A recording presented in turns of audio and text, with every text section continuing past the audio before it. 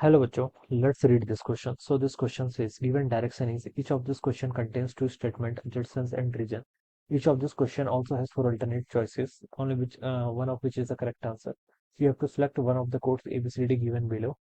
Okay, उसके corresponding हमें directions given है. Given adjacent is rubber is more elastic than lead. Reason is if same load is applied to the lead and rubber, then the strain produced is much less in rubber than in load lead. Okay. तो देखिए बच्चों इस question का की concept है आप Young's modulus लिख लीजिए क्या लिख लीजिए यंग्स मॉडुलस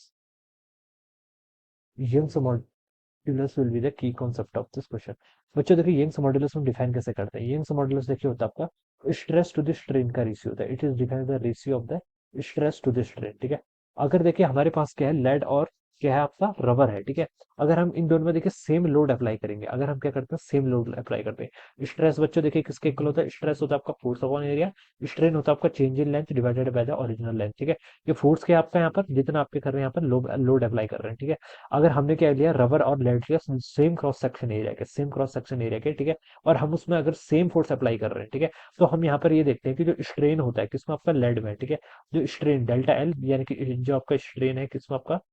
लेड में ठीक है डेल्टा एल है देखिए ये डेल्टा एल यानी कि जो आपका चेंज इन लेंथ होता है किसमें आपका लेड में और लेड ये क्या होता है आपका लेसर होता है as compare to the change in length in the rubber ठीक है ये आप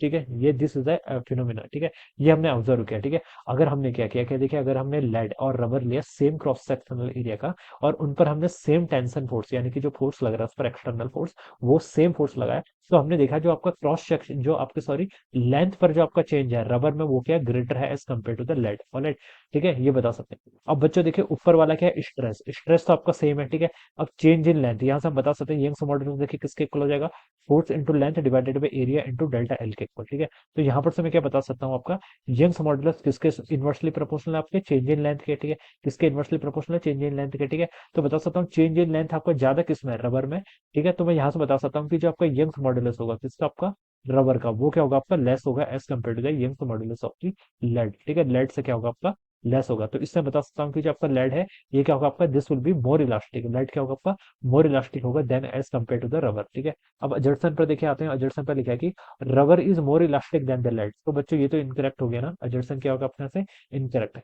और रीजन पर क्या लिखा हुआ है if same load is attach to the lead and rubber then the strain produce is much less in rubber then the lead ठीक है स्ट्रेन प्रोड्यूस में क्या होता है आपका रबर में ज्यादा होता है ठीक है much less in rubber than in lead लिखा है तो ये रीजन तो बच्चों क्या आपका बिल्कुल करेक्ट है ठीक है तो आप यहाँ से बता सकते हैं अजर्सन तो आपका इनकरेक्ट है बट रीजन क्या आपका करेक्ट है तो जो डी ऑप्शन होगा बच्चों ये क्या होगा अपने आंसर राइट आंसर होगा so I hope you all understood this concept all the best and thank you so much